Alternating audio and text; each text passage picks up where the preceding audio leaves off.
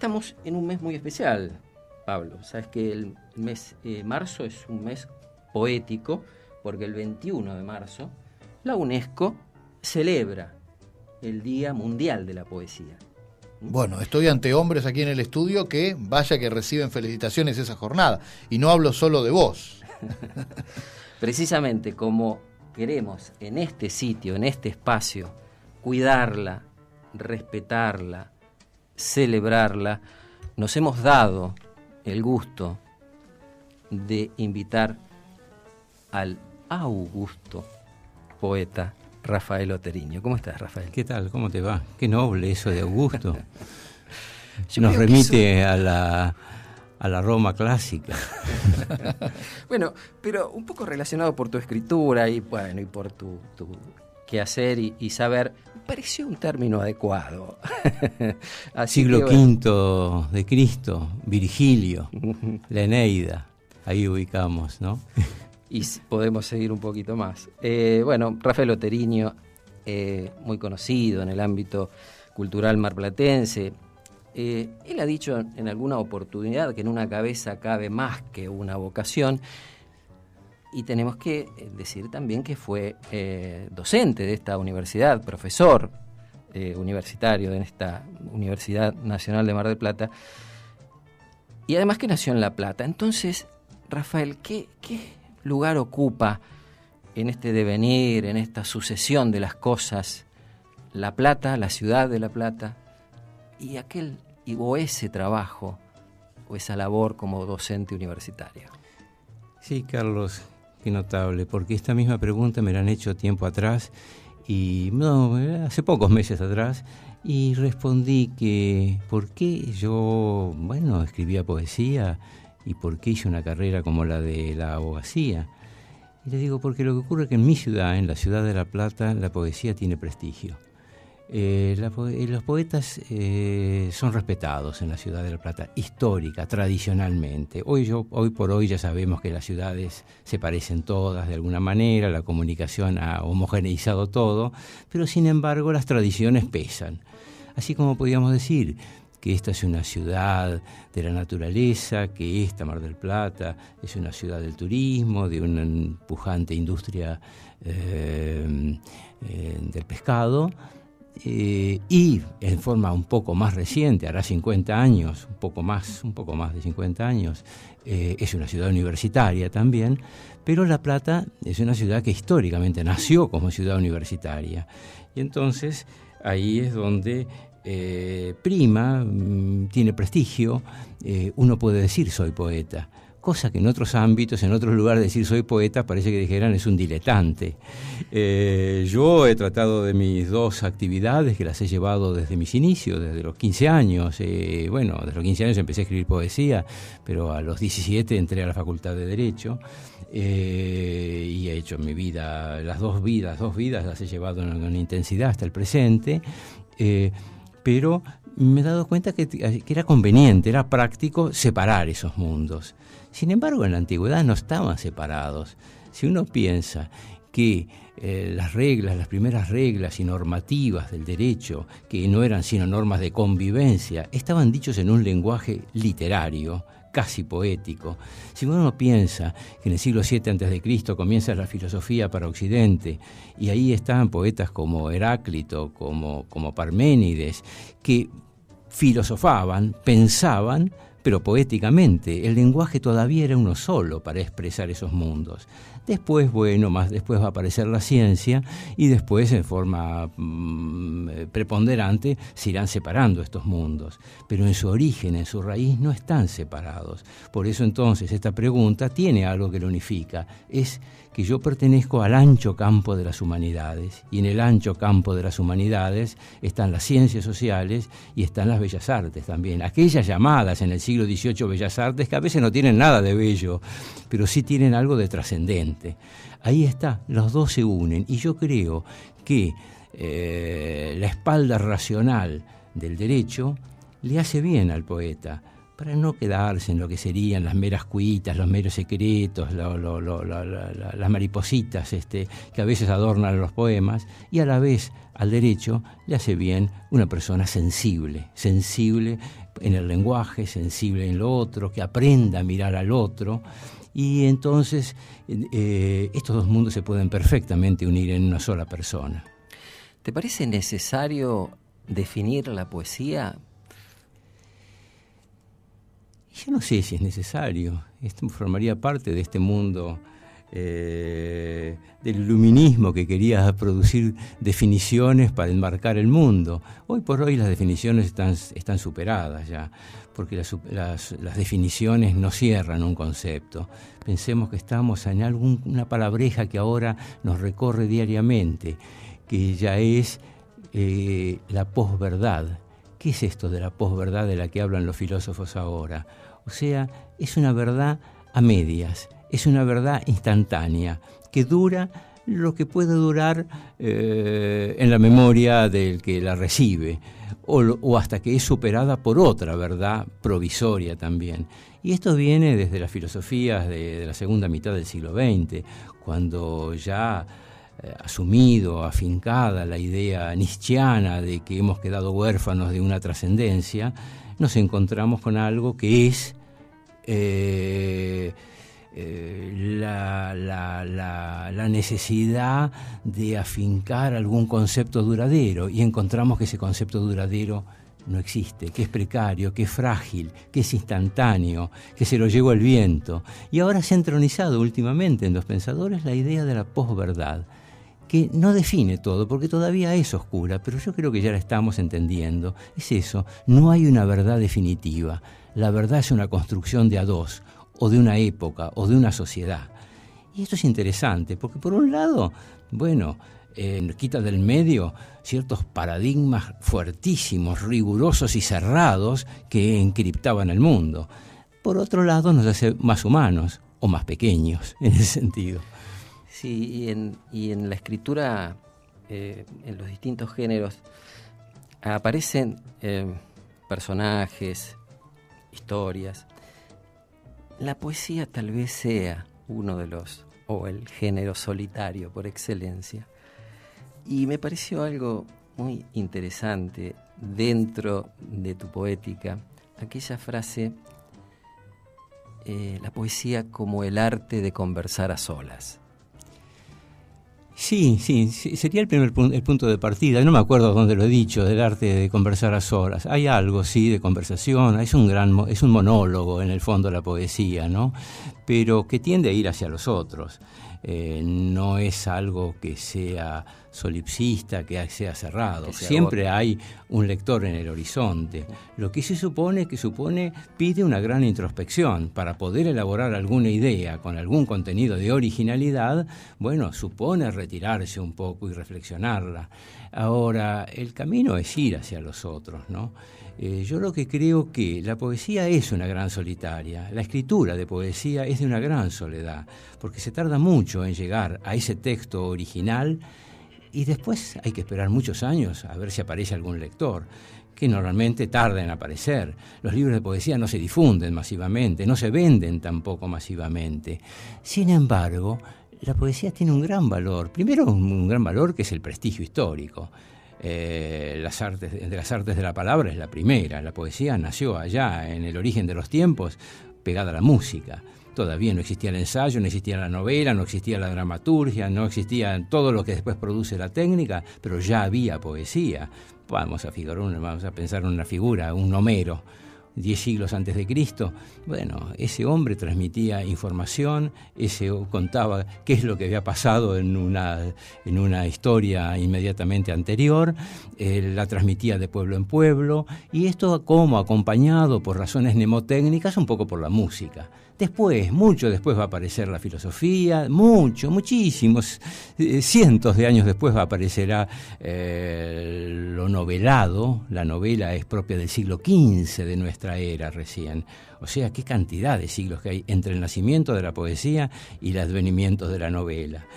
Lo que ocurre es que la poesía está permanente, está vigente por un prestigio histórico, pero hoy por hoy, en las últimas décadas, todas las otras artes se sirven de la poesía para darle contenido a sus propios lenguajes.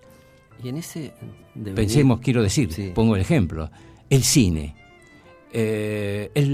la publicidad, el rock, la novela, todos se nutren de la poesía. Claro que sí. Y bueno, y ahí estaríamos llegando. Pero ¿qué es la poesía? ¿O qué es de lo que se nutren? Y de eso de decir lo otro de lo mismo. No simplemente contar una historia, sino contando una historia o señalando un episodio, dejar traslucir ese otro lado que tiene la realidad siempre. Y eso es muy propio de la poesía.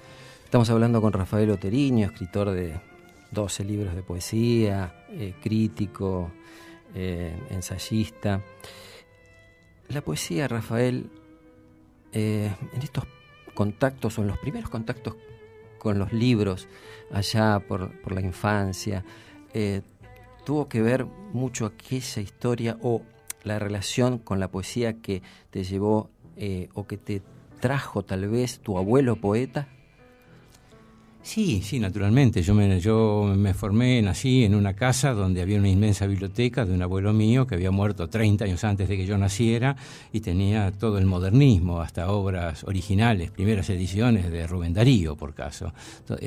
O sea que, bueno, ese es el mundo en el que yo había. No había televisión, creo que no sé, lo más elevado que había en esas casas cuando yo era chico era el Frigidaire, que se llamaban así, creo que sería una marca, no era heladera o nevera, sino Frigidaire, le decían, pero sería lo más moderno. El televisor apareció después.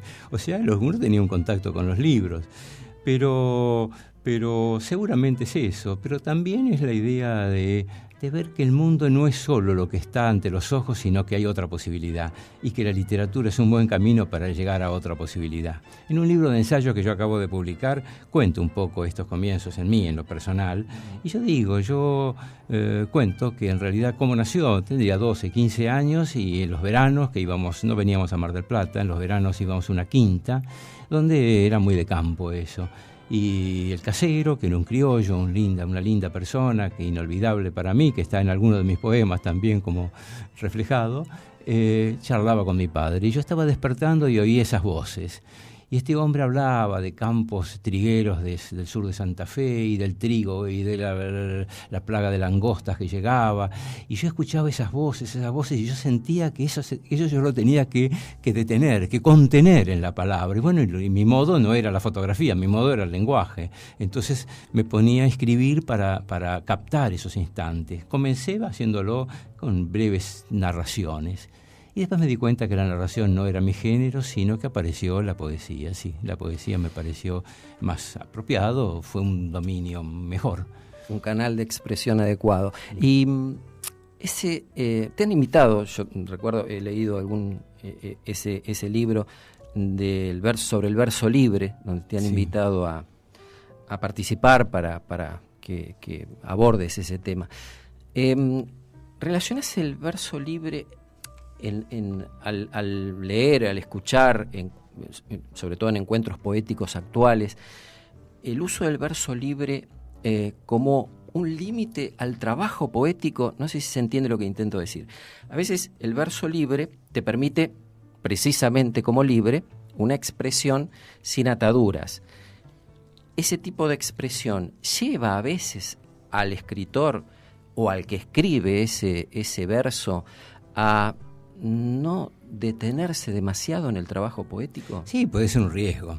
Hay un poeta norteamericano, inglés, que todos lo conocen por esa película que se llamaba 4 bodas y un funeral, el poeta Auden, un maravilloso poeta del siglo XX, que él dice, era un poeta como la tradición inglesa, de la lengua inglesa, que son todas poesía rimada, así como acá se ha dejado de hacer. En nuestra lengua, más bien, pocos practican la poesía rimada, pero allá la siguen practicando. Y este hombre, pues cierto, 50 años atrás, dice, hacer poesía sin rima es como jugar al tenis sin red. O sea que, y él dice, benditos sean las rimas y los escollos que impone esta preceptiva, porque ellos nos ayudan a evitar las ideas livianas, lo azaroso, sino en todo caso llegar a los núcleos. También por ahí, en este mismo orden, Eliot, el poeta norteamericano-inglés, en realidad acá se dan dos caminos particulares. Auden fue inglés, pero sin embargo se nacionalizó norteamericano. Y Eliot hizo el camino contrario, era norteamericano y se nacionalizó inglés. Y decía Eliot que en realidad ningún verso es libre para el que tiene una verdadera vocación. O sea, como que todo verso, aún el que no es rimado, ni tiene métrica, ni está medido, tampoco ni siquiera, aún ese verso no es fácil tampoco, también es difícil o es más difícil. Por lo tanto, yo creo que los problemas de la rima o de la métrica, que es lo que tradicionalmente se le exige a la poesía, pueden valer en un caso y pueden ser innecesarios en otro. Yo lo que creo, y en ese ensayo que vos mencionás, lo que digo es que lo que uno denuncia es la reiteración de esa cigarra demasiado entonada. Es cuando la rima pesa demasiado, cuando es demasiado musical, que a veces en un cantautor no se nota tanto, porque aparece la música, porque ayuda a memorizarla, porque las letras son más cortas. Pero hoy por hoy, un poema largo, muy rimado, para mi gusto es cansador. Sí, a veces forzada también la rima. Sí, puede ser, puede pasar por ahí el tema. Rafael Oteriño, miembro de la Academia Argentina de Letras, celebramos la poesía hoy con él. Y lo vamos a invitar, ¿qué te parece, Rafael, si nos lees uno de tus poemas? El que quieras, bueno, o el que... Vos me has elegido uno, así que voy a leer que me elegiste. Pero voy a decir, porque es un poema que nunca lo leo. Es cierto, está publicado, está en una antología reciente que ha salido el año pasado. Y es curioso, porque yo creo cuando me convocás a leerlo y lo encuentro, el poema se llama Ningún Poema, y alude a que este año no escribí ningún poema, dice concretamente, cosa que es muy común, porque uno no puede forzar la escritura de un poema. Siempre hay una dación, eso que algunos llaman inspiración, o que le podemos llamar, desde el orden de la psicología, precipitado emocional o lo que quieras, es algo que es muy rico. Sin eso, seguramente el poema no nace. Es difícil forzar un poema a nacer. Algo tiene que venir, alguna intensidad verbal tiene que venir. Lo cierto es que este poema, en el que cuento esto, es un poco tiene como 20 renglones, ¿no?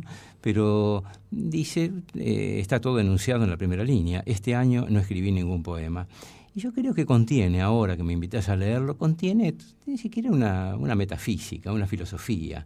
Porque en el fondo lo que estoy queriendo decir es que la vida es por naturaleza, la existencia es por naturaleza poética, porque realmente si uno se deja atravesar por la vida de cada día, salir a calle, como hoy, antes de venir acá, me quedé en esta plaza de hacía años que no transitaba, aquí en la Plaza San Martín, y la verdad es que era encantador, lo fresco, lo bien cuidados que están los canteros, vaya un mensaje para la autoridad municipal, la gente que pasaba pacífica, lo único que encontré fue un detalle, que había un homenaje, una placa de homenaje a un ceibo, y el que estaba plantado no era un ceibo. Yo no sé si no se han dado cuenta de eso, que estaban homenajeando un ceibo que no era tal.